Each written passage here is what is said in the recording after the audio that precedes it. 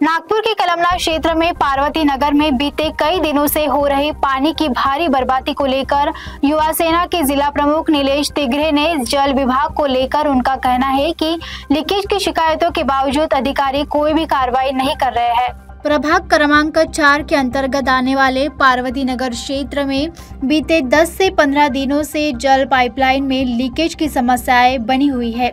नागरिकों के घरों में पानी भर रहा है और सांप बिच्छू जैसे जीव भी दिखने लगे हैं।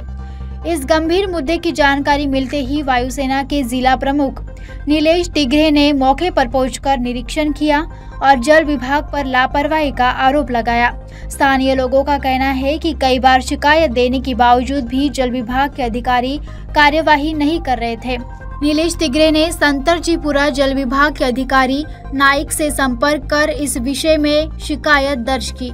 जानकारी के अनुसार सुपरवाइजर को पहले से ही जानकारी दी गई थी, लेकिन उसने कोई भी कार्रवाई नहीं की थी।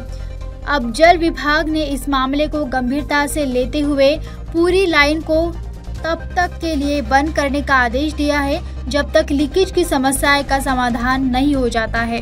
जय महाराष्ट्र, मी युवा सेना जिल्हा प्रमुख नीलेश तिगरे। आज आपण प्रभाग क्रमांक 4 पार्वती नगर या परिसरामध्ये आहोत।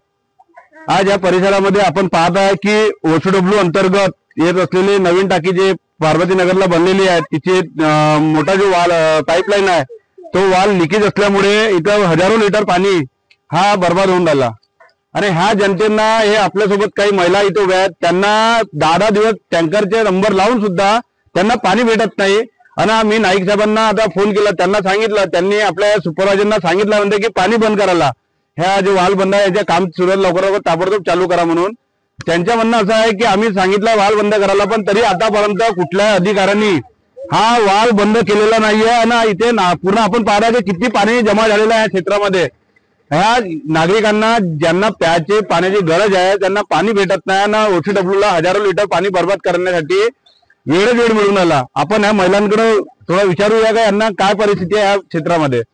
जब यहाँ कनेक्शन नहीं है, कुछ नहीं है, तो कहाँ से नल लेंगे? बोले तबला मार्केट जाओ, वहाँ जा रहे तो बोलते हम खुद आएंगे सर्वे करने, जब नल आएंगे तो खुद ही कनेक्शन देंगे हम। हजारों लीटर बच्चे उसके अंदर डूब रहे हैं, सांप निकल रहे हैं। कि आज बच्चे मारेंगे तो उसका कौन जिम्मेदार है? उसका जिम्मेदार कौन है? 15-15 दिन हम लोग वही पानी पी रहे हैं, बच्चे बीमार पड़ रहे हैं, हम बीमार पड़ रहे हैं।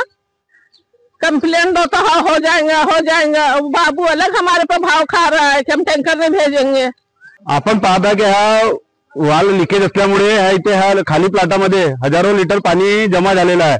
असं तिकडे त्या साईडला म्हणजे दुसऱ्या गल्लीमध्ये सुद्धा पाणी हजारो लिटर पाणी जमा आहे आणि लोकांना पाणी भेटत नाही। आमचं एकच म्हणणं आहे ओसीडब्ल्यूला की आपण लवकरात लवकर हा लीकेज सुधारून द्यावा आणि जनतेला जे गैरसोय होतात त्याच्यातून त्यांना लवकरात लवकर मुक्त करावा। जय हिंद, जय महाराष्ट्र।